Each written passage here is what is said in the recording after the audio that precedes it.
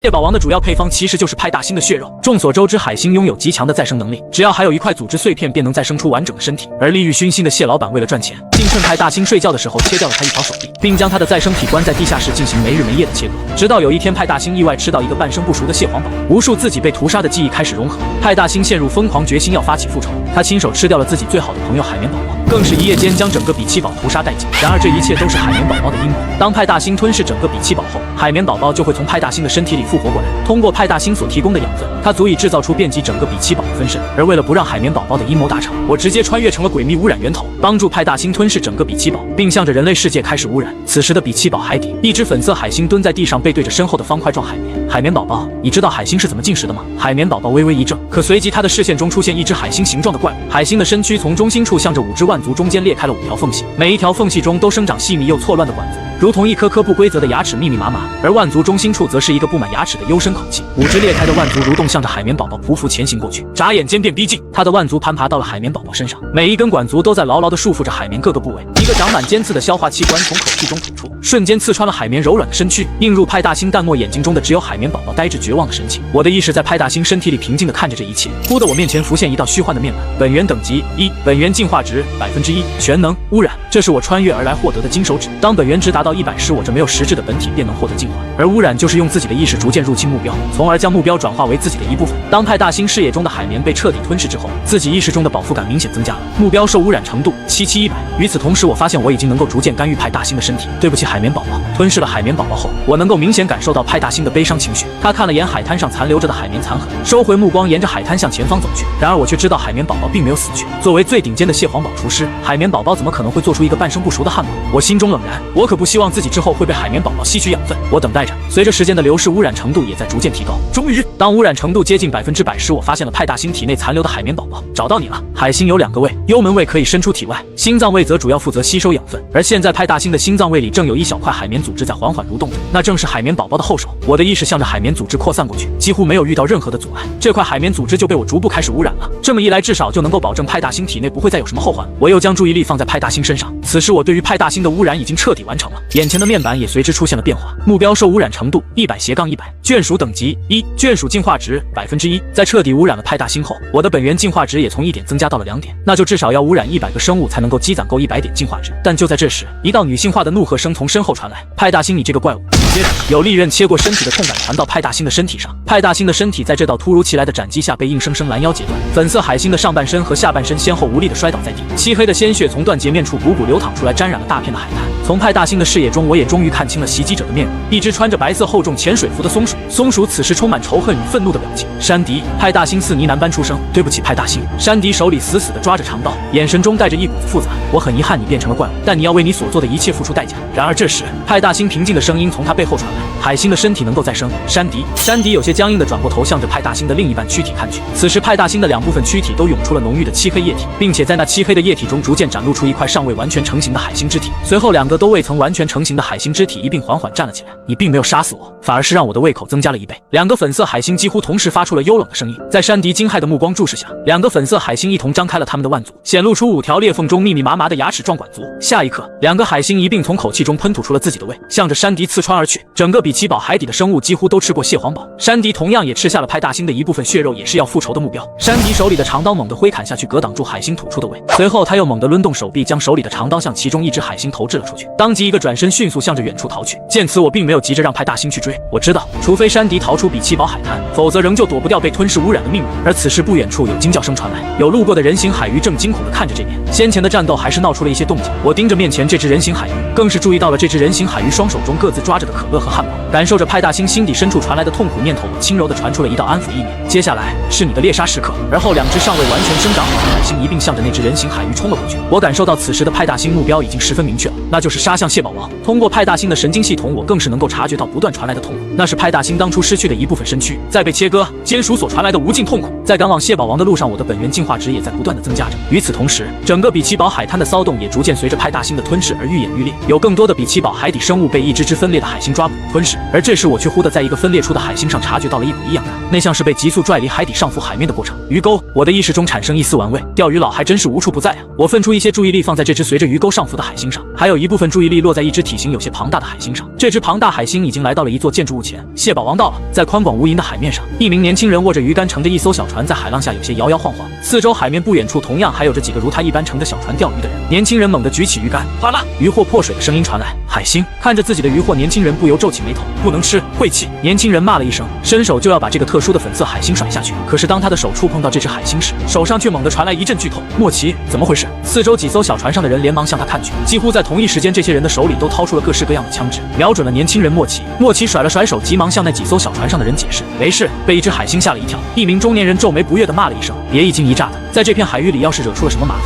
我保证你比那些被抓上船的女人死得还快。莫奇小鸡啄米般连连点头，这才又甩起鱼竿串上诱饵。只是他自己都没有发现，那只海星依旧还死死地吸附在他的手背上，一根根牙齿状管足几乎扎进了他的血肉。小船里，我通过派大星的眼睛扫过那年轻人，又打量起四周，这群人显然都是海盗。我知道这些人死不足惜，只是现在比奇堡情况大致与前世所熟知的差不多，而大海之外的情况还得再观测一下。我操控着派大星的身体，在了解了小船上的情况后，打算先让这具身体回到海里。现在的派大星终究只是海洋生物，不适宜在海水外待太久，而且我已经有了更适合的目标。感受着自己的一部分意识已经逐渐侵入年轻海盗，我这才操控派大星的身体回到了海里。蟹堡王里，蟹老板，你听到了吗？他就在外面。山迪的眼睛里充满了警觉，谨慎地观察着四周。在逃进蟹堡王后，他已经迅速用木板将整个蟹堡王的门窗全部封死了。但愿这样能够避开派大星的追踪。身旁一只红色海螃蟹的树眼中充斥着浓浓的不安，同样在紧盯着四周，身躯一动不动。但突然间，一块较为薄弱的木板被猛地戳破，随之出现在山迪和蟹老板面前的赫然是一只海星的巨大腕足。见此一幕，山迪连忙拉住了想要后退的蟹老板，压低声音提醒：别动，他现在看不到我们，只能四处摸索。可话音都还没有落下，那只海星腕足的尖端却猛地睁开了一只眼睛。山迪，你对海星了解太少了，我的每只腕足上面都有一只眼睛。语气悠悠，散发着一股自海底深处涌出的海意。与此同时，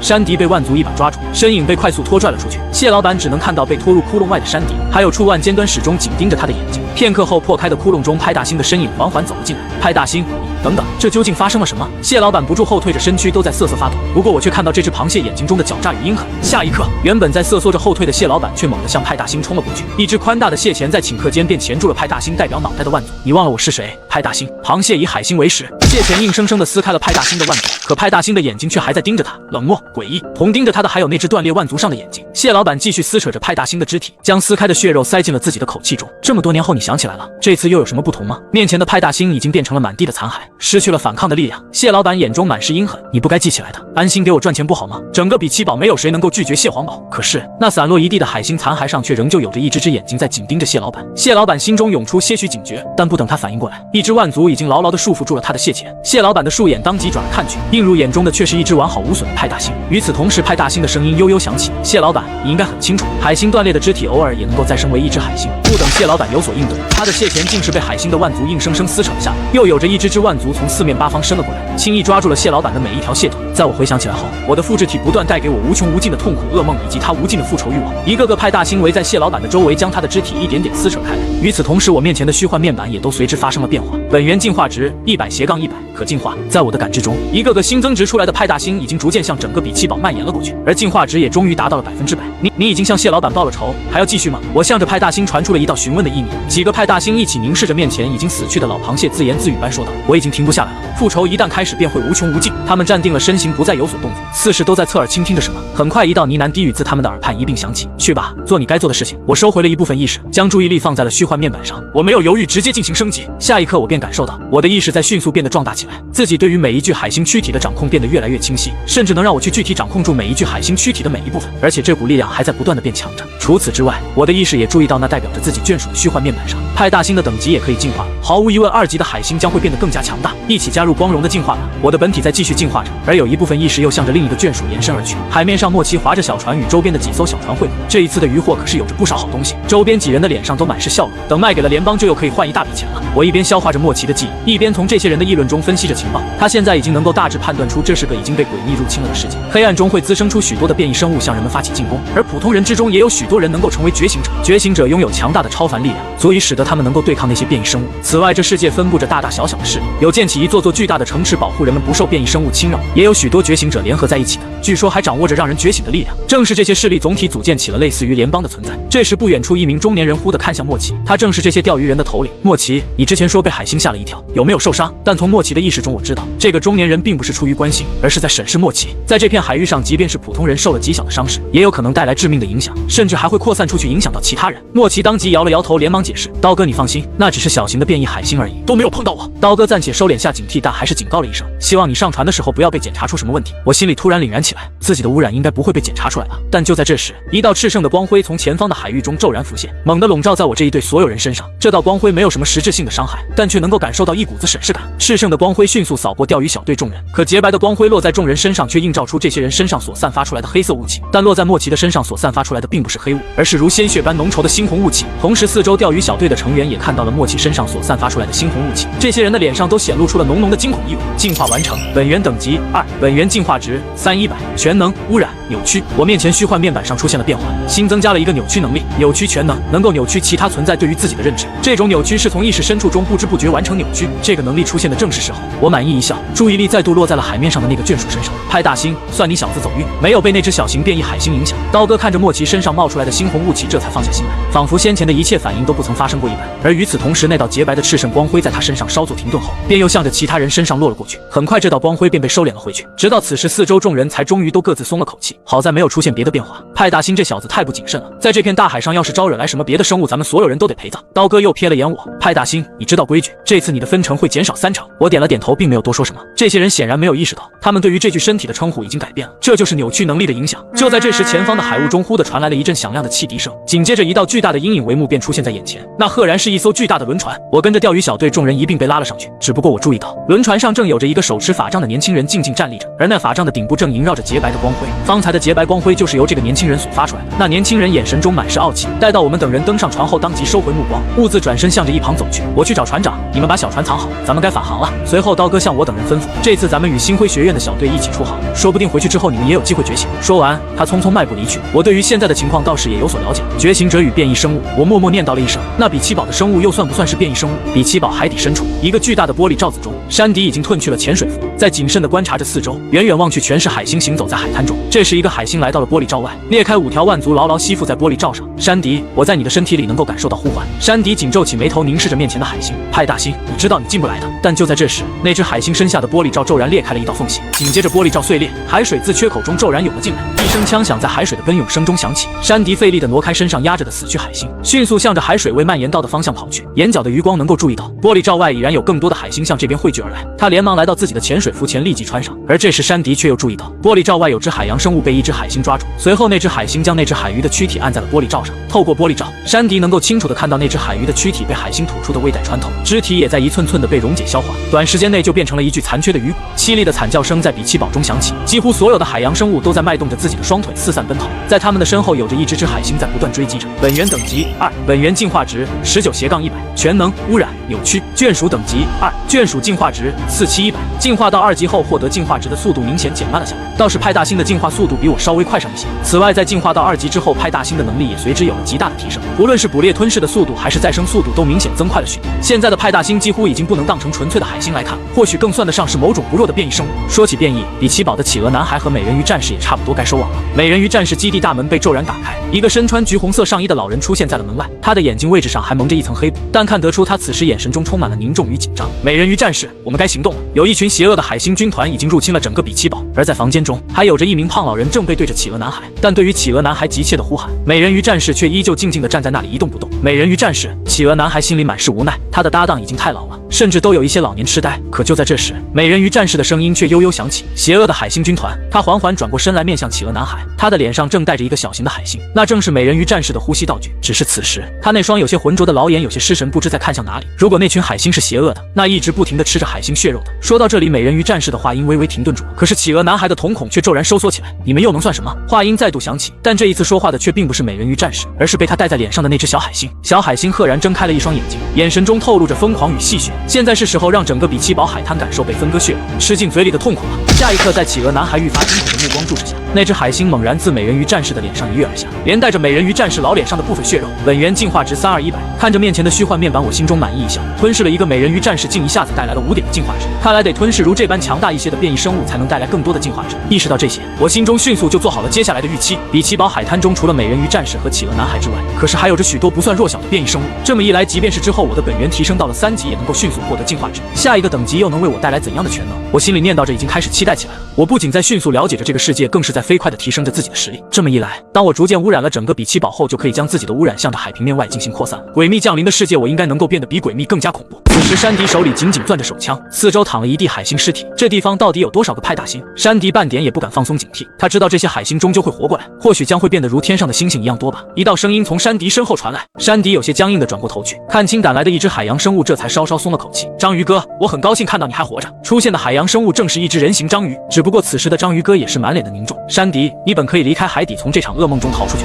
章鱼哥一边说着，一边警惕地打量着四周。谢老板他。山迪深吸一口气，脑海里回想起先前被海星出腕强行拽走的那一幕，可具体的情况他却发现自己已经想不清了。但是他却忽地像是想起了什么，急忙看向章鱼哥。章鱼哥，我要回到蟹堡王那里，或许隐藏着派大星沦为怪物的秘密。章鱼哥皱起眉头，深深地看了他一眼，这才缓缓点了点头。此时四周的海星尸体已经再度蠕动起来，向着章鱼哥这边不断汇聚过来。山迪看着四周的海星，表情凝重到了极点。可当他看向一旁章鱼哥身上时，双眼却不由瞪大起来。此时的章鱼哥正伸出他8只强有力的腕足，向着四周的海星延伸了过去。腕足底部的吸盘牢牢地束缚住每一只海星，足以硬生生将海星撕扯开来。你知道章鱼是怎么进食的吗？轮船汽笛发出一声嗡鸣，在海中乘风破浪。黑暗会滋生怪物，因此轮船各处的灯光都会亮着。我跟着钓鱼小队的众人在航船上搬运过货物之后，一并来到了一间舱底的小房间外。这时前方一人瞥了我一眼，神色不善。派大星，今晚你继续睡地板。钓鱼时出了岔子的人没资格讲条件。我并没有多说什么，只是静静地跟着几人走进房间，目光默默地扫过众人，他们身上分别都有我不同程度的污染。我也差不多搞清楚了这艘轮船上的大致情况，大概有近200人，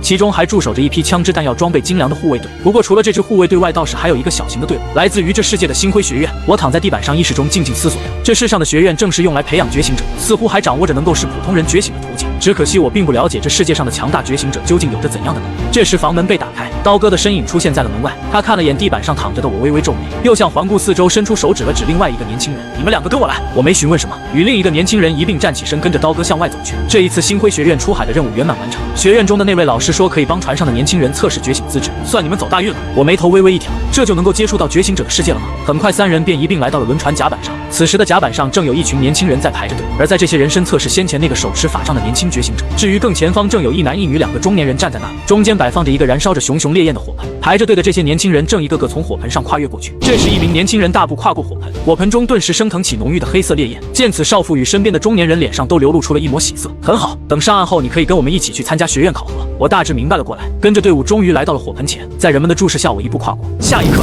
火盆中的火焰猛地窜起，几乎形成了一道火柱。只不过那火柱的颜色却呈现出如鲜血般的猩红。甲板上的人脸上瞬间露出了浓浓的惊恐与骇然，可很快，人们脸上的惊恐便逐渐隐退了，只剩下挥之不去的惊骇。一旁的中年人回过神来，急忙看向我：“漆黑火柱，这是数年难得一见的绝佳资质。你叫什么名字？”“派大星。”我答道。中年人点了点头：“从现在开始，你可以不再是这艘轮船上的一员了。等轮船靠岸，跟随我们一起去星辉学院。”一时间，甲板上其他人都向着我投来了羡慕或是嫉妒的目光。能被星辉学院看中，就意味着我今后的命运与轮船上的这些苦力不同了。我只是笑着应了一声，态度始终温和平静。不多时，资质测验结束，我跟着星辉学院的一行人来到了轮船上层区域。相比起轮船底层逼仄的小房间，轮船上层区域明显要宽阔了不知道多少倍。中年人转头打量了一眼我等人，眼神中流露出了一抹嫌弃：“你们先去清洗一下，随后我会让船长给你们安排新的房间。”很快，我们几人便来到了轮船洗浴室内，各自进行清洗。清洗中，我在浴室里看了一眼面板，目标受污染程度7%，目标受污染程度9%，污染已经在这艘轮船上开始蔓延了。救救我！救救我！这时我耳畔忽地响起了一阵如呓语般的求救声。我看向四周，却没有发现求救声的来源。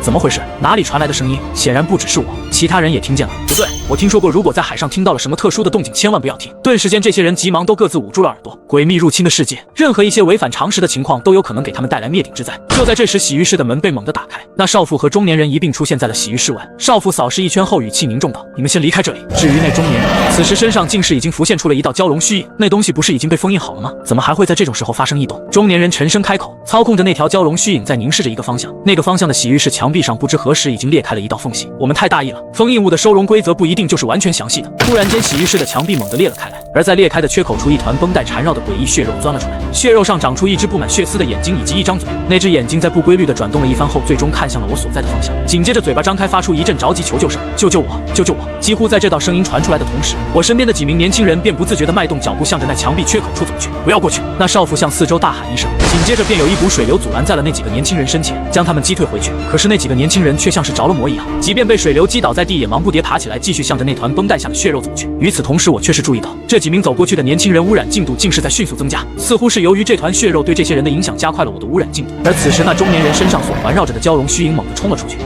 鲜血洒落，原本还在不断走向血肉的几个年轻人一并都被这条蛟龙给杀了。唯独我没有迈步的意思，并没有遭受到中年人攻击。这种时候，与其在他们这些受到封印物影响的普通人身上浪费时间，还不如尽全力封印这东西。中年人看了少妇一眼，随后两人的眼神迅速落在了那团血肉上。少妇只一挥手，水流裹挟住洗浴室中几具尸体一并塞进那血肉的嘴，绷带下扭曲蠕动的幅度明显减弱了许多。喂食血肉就能够压制这个封印物，我不由怀疑起来，先前轮船上的那些年轻人真的是在一起接受觉醒资质的测验吗？该不会是要测验一下是否能够成为喂食这团血肉的饲料吧？这时候，随着一具具尸体被塞进了那团血肉的嘴巴里，绷带束缚的越来越紧，几乎已经要看不到绷带下的血肉。见此一幕，中年人和少妇明显也都稍稍松了口气。可就在这时，绷带之下血肉的嘴巴又再度显现出来：“救救我，请污染我！”话音落下，那团血肉彻底失去反抗力气，被绷带彻底缠绕，从缺口处收拢了回去，一切的异常都不再存在。可中年人和少妇两人却都是紧皱着眉头。那东西最后说了什么？请污染。但两人才刚交谈了一句，中年人的目光便又落在了一旁的我身上。派大星，你刚刚有没有听到那团血肉的声音？听到了，我回答。实际上我不仅听到了，还在最后一刻明显在那团血肉上看到了虚幻面貌。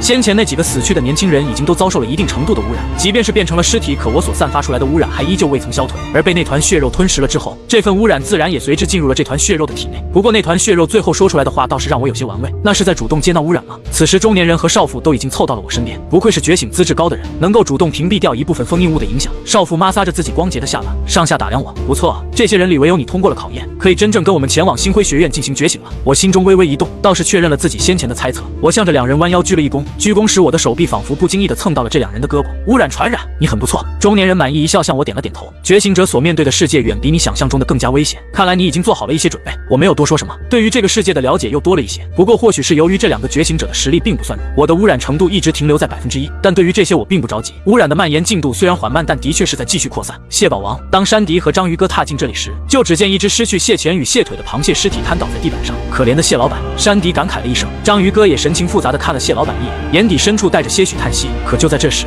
一道仿佛有什么东西正在破裂的声音响起，那只螃蟹的残躯上赫然破开了一道口子，一只海星猛地站起身来。下一刻，章鱼哥的腕足缠绕在这只海星身上，即将撕扯开。等等，章鱼哥！一道声音从一旁传来。章鱼哥和山迪一并转头看去，一只浮游生物一早不知何时来到了这里。痞老板，章鱼哥皱起眉头，忽地像是意识到了什么，他表情一下子扭曲了起来。这一切的罪魁祸首都是你。然而痞老板却是摇了摇头，我的确想要得到蟹黄堡的秘方，可现在我并不想了。一旁的小型海星意识中，我平静地看着面前的章鱼哥，我能够感受到派大星的意识中有要让章鱼哥明白这一切根源的想法。另外还有山迪，这是什么意思？章鱼哥紧皱着眉头凝视痞老板，痞老板没有急着解释，而是迈步向着蟹堡王深处走去。跟我一起到蟹堡王地下看看吧。小型海星也迈动脚步来到蟹堡王老板室内，章鱼哥与山迪相互对视一眼，一同跟了上去。在老板室内，不知何时已经出现了一个地下通道，几个海洋生物顺着地下通道一同向下走去，走到最后呈现在他们面前的赫然是一个工厂，这里是生产蟹堡王肉饼的地方。章鱼哥瞬间意识到了这里的情况，他正这么想着，可随着愈发深入工厂，章鱼瞳孔却猛然收缩了起来。这里就是蟹堡王的秘密，也是蟹黄堡真正的配方所在。此时痞老板的话音悠悠响起，蟹老板在很久之前切下了派大星的一块肢体，让那块肢体再生为一个新的海星，再给这只海星打上生长激素，让它能够不断的被切割出血肉，从而制作出蟹黄堡的肉饼。随着痞老板的话音落下，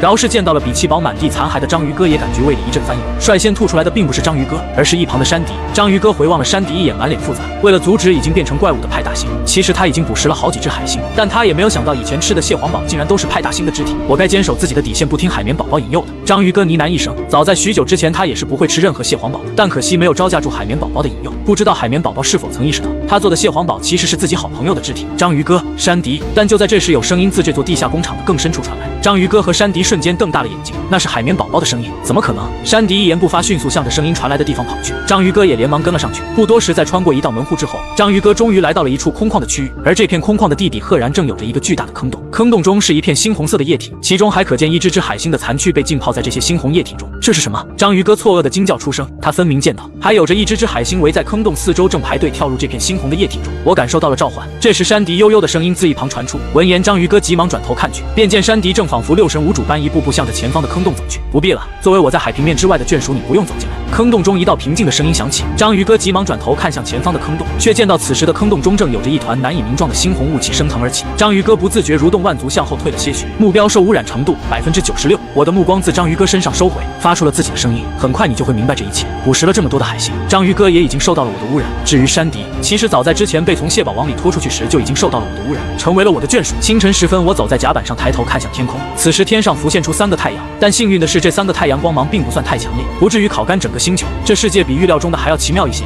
我心中默默感慨着。那谁，老师找你。这时我身后一道声音传来，转头望去便见到先前用洁白光辉探查我的年轻觉醒者。我点了点头，没有多说什么，跟着那年轻人迈步向着轮船上方的船舱中走去。很快我就来到了轮船上层船舱中，中年人和少妇2人正各自坐在餐桌前享用着自己的食物。我操控着自己这具身躯向2人问好，少妇这才放下了手中的餐具，看向我，脸上露出了一抹淡淡的笑容。昨晚见到了那副景象，你有没有做噩梦？他似关切地询问了一声，但我知道这少妇与中年人昨天还想着把我喂给那团血肉呢。即便是现在这看似寻常的一句询问，或许也有大坑，并没有，反倒是兴奋的有些睡不着。我任由自己这具身躯回答。随着话音落下，通过污染我明显感受到少妇和中年人的杀意明显消退了一些。很好，还没有成为觉醒者就已经有了这么强的灵性，我都有些期待你的觉醒能力会是什么了。灵性，我默默地将这个词记了下来。此时少妇也是笑盈盈地看着我，饶有兴趣地问道：“你就不好奇那团血肉是什么吗？”闻言我微微眯起了眼睛。这2人一再询问关于血肉的事情，是在检验我是否受到影响吗？想了想，我直截了当点了点头。老师不解答，我不敢轻易询问，但的确有些好奇。说完，面前的少妇与中年人都向我投来了审视的目光，但很快少妇脸上的笑容又变得温和起来。那只是封印物而已，我们这些觉醒者除了要对付变异生物带给人类的麻烦，同样也得应对这些封印物。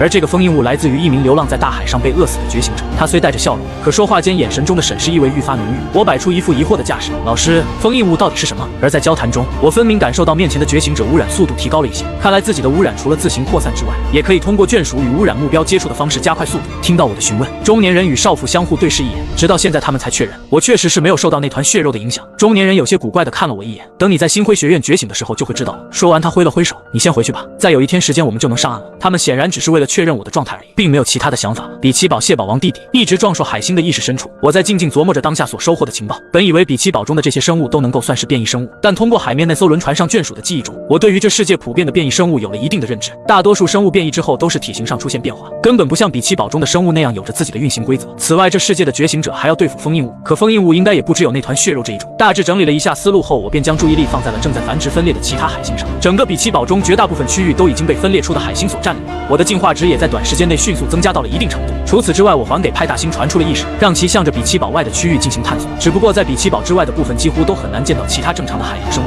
我思忖着，至少在比奇堡这片区域应该还有海沟里的生物吧，如灵素鱼这样的生物就生活在距离比奇堡并不算太远的海沟深渊中。此外，如美人鱼战士和企鹅男孩这种实力并不算弱的海洋生物同样也有不少。射线恶魔、邪恶泡泡、飞天魔鬼，这些海洋生物也能够为它积攒不少后续的进化值。还有海王，我忽地想到，在比奇堡海底还有着一位实力更加强大的海王。我心中浮现出一抹满意的笑容。通过派大星，我迟早会找到这些生物并污染它们，先让污染尽可能的扩散到整个比奇堡再说。蟹堡王中，章鱼哥紧咬牙关，8条腕足在四周狂乱的摆动，抓住一只海星，硬生生将它们全部撕扯开来。派大星，你们这些该死的恶魔！蟹黄堡的秘方连蟹老板他妈都不透露，我又怎么会知道？你的复仇不该来找上我。他的心中充斥着熊熊怒火，撕扯四周那些海星的动作也都变得越来越残暴。只是章鱼哥似乎没有注意到，他身边的海星并没有因为他的撕扯而减少，反而是越来越多。而那些分裂出来的海星并没有急着扑向章鱼哥，反倒是站在原地看着他，眼神之中泛着一抹诡异的光泽。突然，一个沉重的杠铃从不远处飞来，重重砸在一堆海星身上，几乎将那海星砸成一滩肉泥了。见此一幕，章鱼哥当即转头望去，一只体型硕大的赤红龙虾正摆动着自己虾尾与虾腿，向着这边赶来。